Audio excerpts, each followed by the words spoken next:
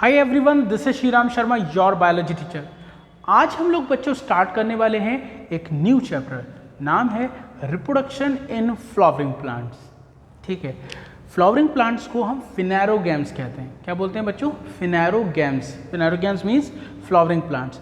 अब ये जो फ्लावरिंग प्लांट्स है उनका मुझे रिप्रोडक्शन समझना है, कैसे उनमें रिप्रोडक्शन होता है। तो सबसे पहले रिप्रोडक्शन कराने के लिए आपको रिप्रोडक्टिव ऑर्गन्स पता होने चाहिए। तो मैं आपको बता दूं, जो रिप्रोडक्टिव ऑर्गन होते हैं इन प्लांट्स में वो फ्लावर्स के अंदर होते हैं। क्या होते हैं?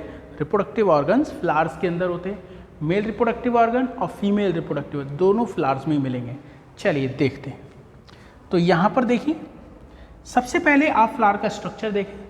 फ्लावर में ये जो ग्रीन कलर का पार्ट दिख रहा है इसे बोलते हैं थैलेमस या रिसेप्टिकल। ये फ्लावर के नीचे फूला हुआ पार्ट होता है, स्वेलिन पार्ट। इसके नीचे एक छोटी सी स्टॉक होती है, उसे पेडिसल कहते हैं। जब किसी को फ्लावर देते हैं तो इसी स्टॉक को पकड़ के देते हैं, डंडी को पकड़ के देते हैं, इसे बोलते हैं पेडिसल। तो पहले तो ये दो बात याद कीजिए, एक थैलेमस है ग्रीन कलर का, एक पेडिसल है। अब थैलेमस से 4 स्ट्रक्चर्स निकले हैं। थैलेमस से कितने स्ट्रक्चर्स हैं? 4। इन 4 स्ट्रक्चर को कॉमनली हम वल्स कहते हैं। क्या बोलते हैं? वल्स। WHORLS, इनको वल्स बोलते हैं, जिनमें 2 हैं एक्सेसरी और 2 हैं रिप्रोडक्टिव। मतलब ये दोनों रिप्रोडक्शन में पार्टिसिपेट नहीं करते, ये बस प्रोटेक्शन के लिए होते हैं और इंसेक्ट के लिए अट्रैक्शन के लिए होते हैं। प्रोटेक्शन और अट्रैक्शन। इंसेक्ट आता है ना फ्लावर के पास, अट्रैक्ट होकर, आकर्षित होकर आता है। ठीक है, तो वो अट्रैक्शन और प्रोटेक्शन इन दोनों का काम है। और जो रिप्रोडक्टिव वल्स हैं ये हैं 2। इन दोनों का काम होता है रिप्रोडक्शन कराना, एक नया प्लांट बनाना, सीड डेवलप कराना। ठीक है, तो एक एक करके सारे वल्स देखते हैं।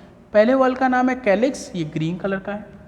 दूसरा है कोरोला, ये कलरफुल होता है, ये रेड हो सकता है, पिंक हो सकता है, पर्पल हो सकता है, येलो हो सकता है, ऑरेंज हो सकता है, कई सारे कलर का हो सकता है। तो ग्रीन कलर का कैलिक्स, कलरफुल होता है कोरोला। फिर ये है एंड्रोशियम, जो मेल रिप्रोडक्टिव पार्ट है। कैसा है?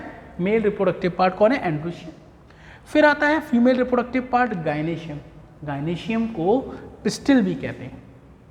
क्या बोलते हैं? पिस्टिल। तो कैलिक्स, कोरोला, एंड्रोशियम, गायनेशियम, इसी सीक्वेंस में बोलेंगे जब भी बोलेंगे। Calyx, corolla, androecium, gynoecium. तो calyx green, corolla colourful, androecium male sex organ, gynoecium female sex organ. Another name pistil. ठीक। अब कैलिक्स तो पूरे वर्ल्स को बोलते हैं, जो पूरा वर्ल है उसको कैलिक्स कहते हैं।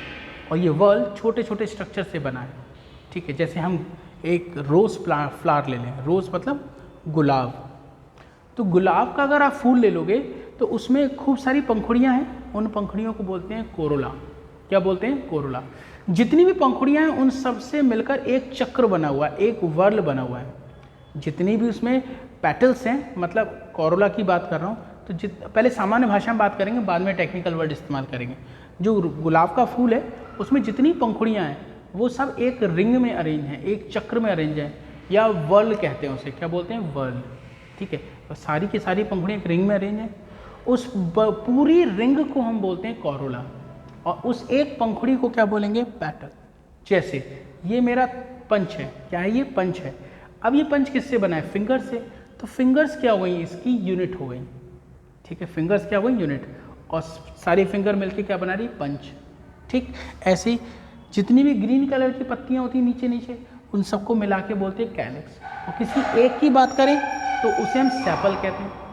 जितनी भी वो पंखुड़ियाँ गुलाब की, उन सबको पेटल कहते, सबको मिलाकर कोरोला बोलेंगे, एक को पेटल बोलेंगे। एक पंखुड़ी पेटल और सबको मिलाकर कोरोला।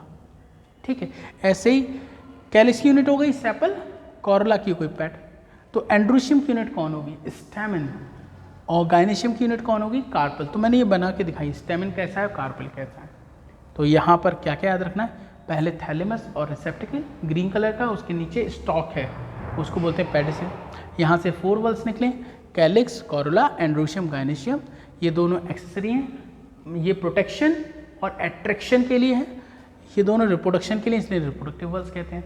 फिर सबकी यूनिट पूछी जाती है, सेपल, पेटल, स्टेमन, कार्पल।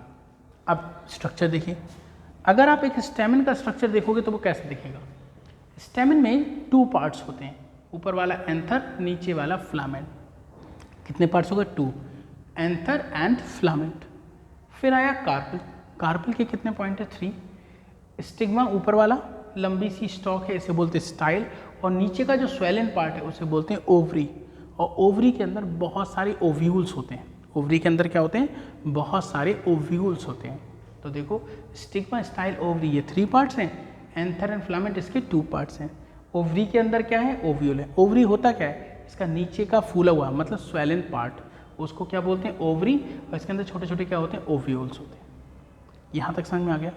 तो ये हो गया हमारा एक फ्लावर का स्ट्रक्चर। अब हमें पूरा का पूरा मेल का पार्ट पढ़ना है, फीमेल का पार्ट पढ़ना है। पहले तो हम यही देखेंगे स्टेमन में जो एंथरस का डेवलपमेंट कैसे हुआ, इसमें जो ओव्यूल है उनका डेवलपमेंट कैसे हुआ। ठीक, तो इस वीडियो में इतना ही, इसके आगे नेक्स्ट वीडियो में देखेंगे। थैंक यू सो मच बच्चों, bye bye, take care, have a nice day.